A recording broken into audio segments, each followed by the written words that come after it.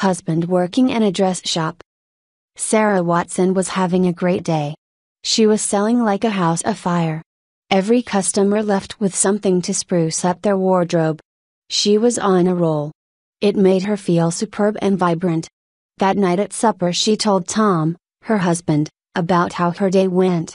She was so enthused that Tom caught it, and it made him happy to see his wife so animated. He had been skeptical when she wanted to buy into a partnership with Marjorie Lane to buy the shop, but they had gotten that back and then some. He loved his wife deeply and wanted her to have whatever she wanted. Fortunately, her tastes were not expensive but were traditionally conservative. The next night Tom had bad news. Due to downsizing, he was going to be laid off at the end of the week. Sarah told him they weren't bad off and she was sure he would be able to find something. The layoff came and he put his application in 6 different places. All had told him they weren't hiring at this time but would keep his application for future reference. The first week he kept busy fixing little things around the house that he had put off. The second week he lounged around for the most part. By the end of the week, he was bored and needed something to do. Saturday night he was telling Sarah that he needed something to do. He was getting sick of being housebound. He had cleaned the house, for which Sarah was grateful. Sarah thought and then said, "I know what you can do. We need some help at the store. You can put together racks for the dresses. You can be a big help to us by stocking the racks." He thought that would at least give him some time out and a chance to do some constructive work. He looked forward to being able to use some of his skills. Monday morning he rode with his wife to the store. He started putting racks together. He got 4 racks together when Sarah came and got him for lunch. They ate in a family restaurant just down the street. He told her it felt good to be doing something again. After lunch, Sarah showed him where the dresses for the racks were kept. He was busy all afternoon putting price tags and putting merchandise on the racks. He had 3 of the racks just about fully stocked when Sarah got him to go home. At supper, he told her how good it felt to be able to help. Later that evening Sarah was doing laundry when she noticed many of his undershorts had small holes in them. She shows them to Tom and tossed them into the garbage.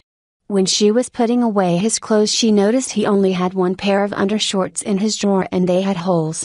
She tossed them also. The next morning when he went to get some undershorts there were none there.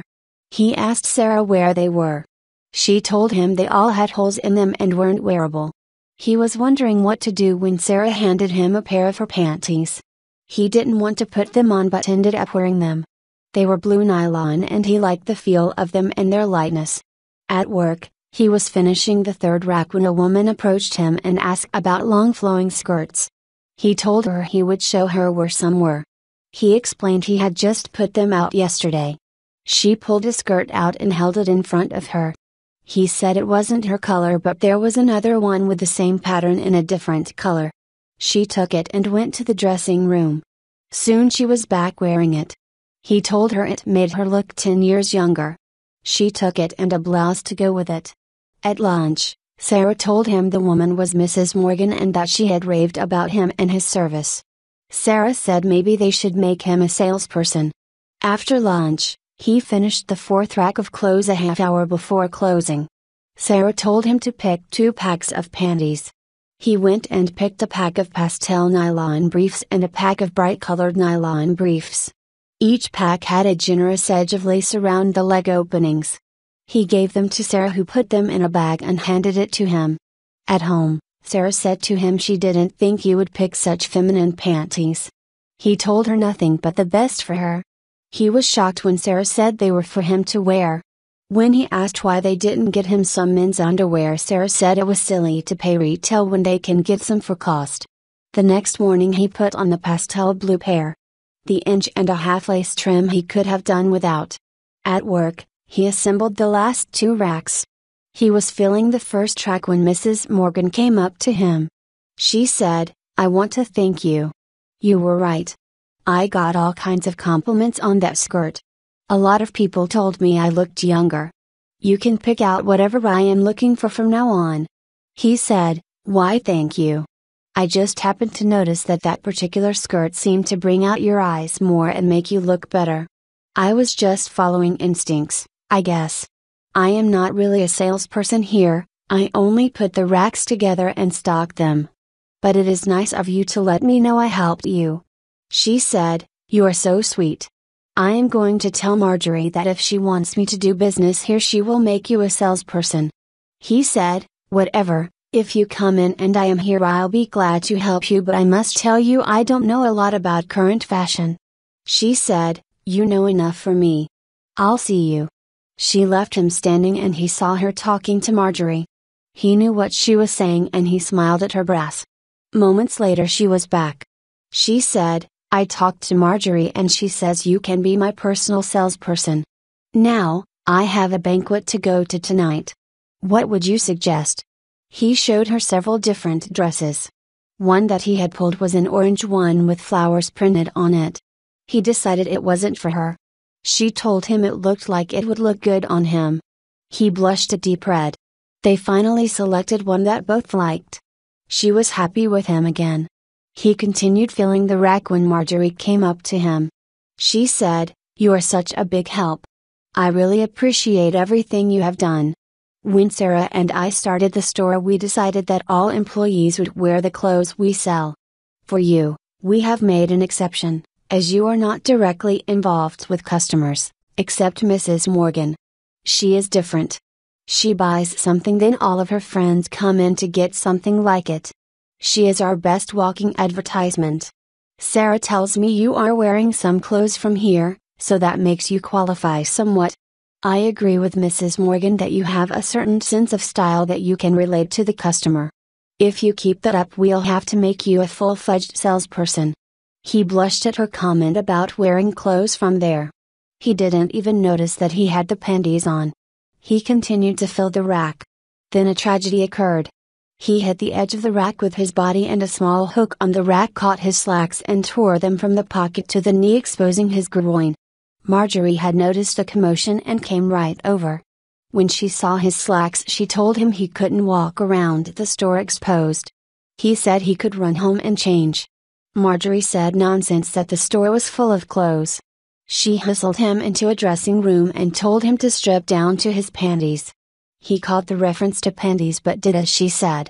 She returned with a black padded girdle and had him pulled it up. She pulled the garters down and handed him a pair of black nylons to put on.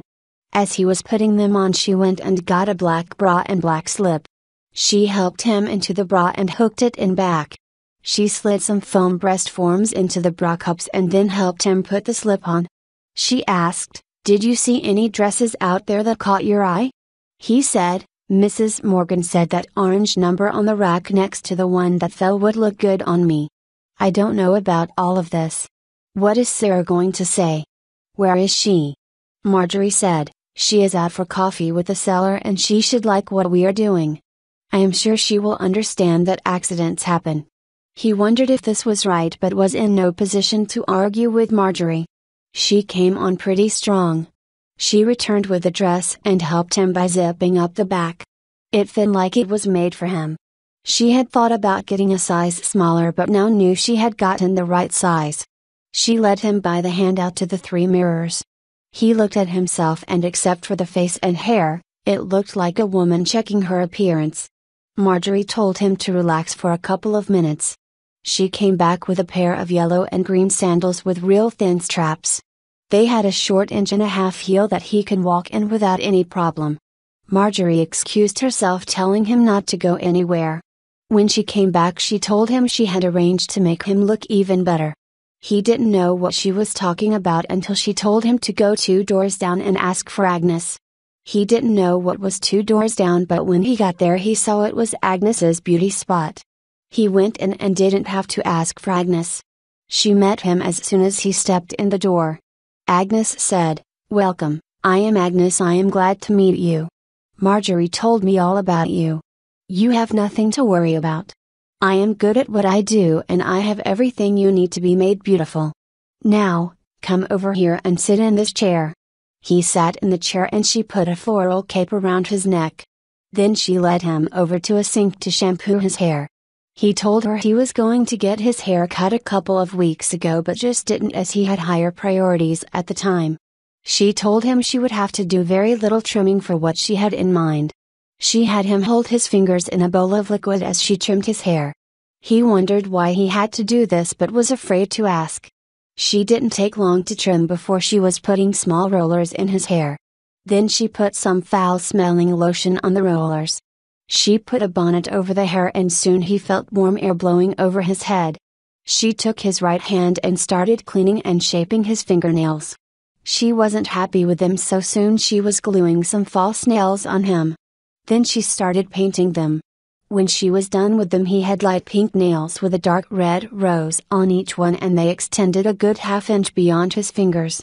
Then she told him that they were at the part that may hurt a little. She started to pluck his eyebrows. He got tears in his eyes at first, but soon it wasn't so bad.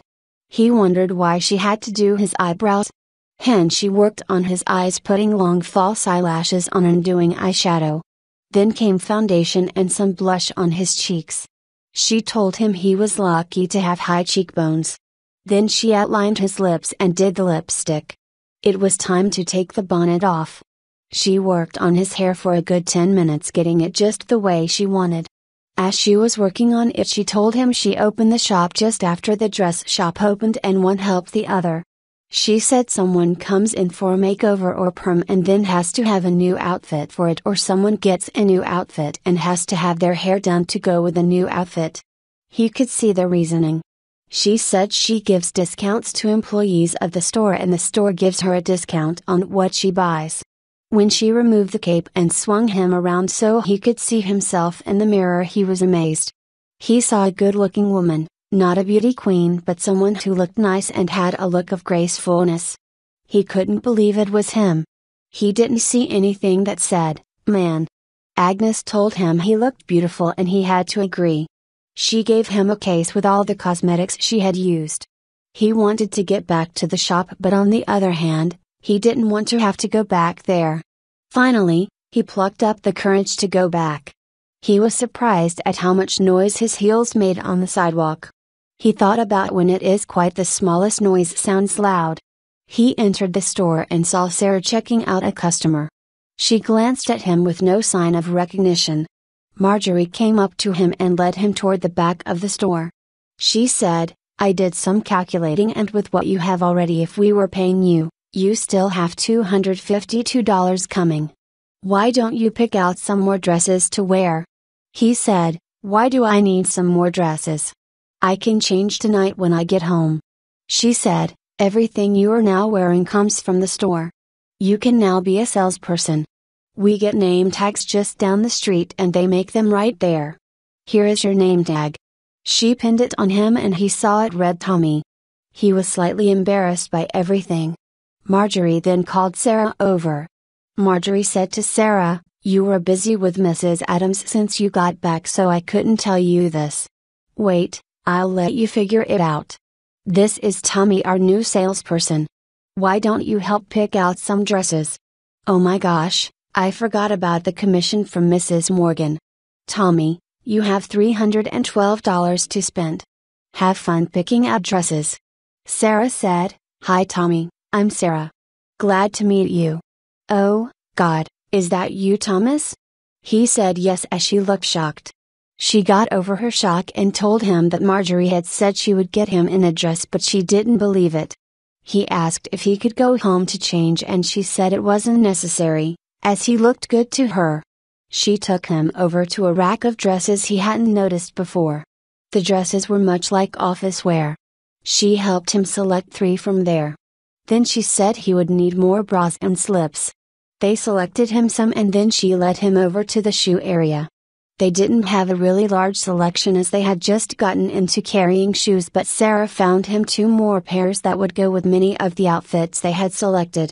Sarah removed all of the tags and told him to put the clothes in the car. He returned to the store and was shocked to see Mrs. Morgan back. She headed right for him and told him she discovered she needed an X scarf to go with her outfit for the banquet that night. As he was going through the scarves, she was talking to him. She said, "I am so glad you took my advice on that dress. It really looks nice on you. You and I have similar coloring, but yours looks much younger." I am glad they made you a full-time salesperson. I love your hair. Who did it? He told her about Agnes and she said she was going to see if Agnes had time for her. They made a selection and Mrs. Morgan left a happy woman. He was straightening out some clothes on a rack and thinking that this wasn't right. He was a man in a dress. How is Sarah going to take him? How did he let himself get into this predicament? How was he going to get out of it? What about all of the things Agnes did to him at the beauty shop? He was churning with emotion. He had 2 more sales before quitting time. He asked Marjorie what had happened to his pants as he had his wallet in them. She handed him a purse and told him everything that was in his pants was in the purse. All the way home he wanted to ask Sarah what she thought about what had happened to him. He just couldn't muster the courage to ask her.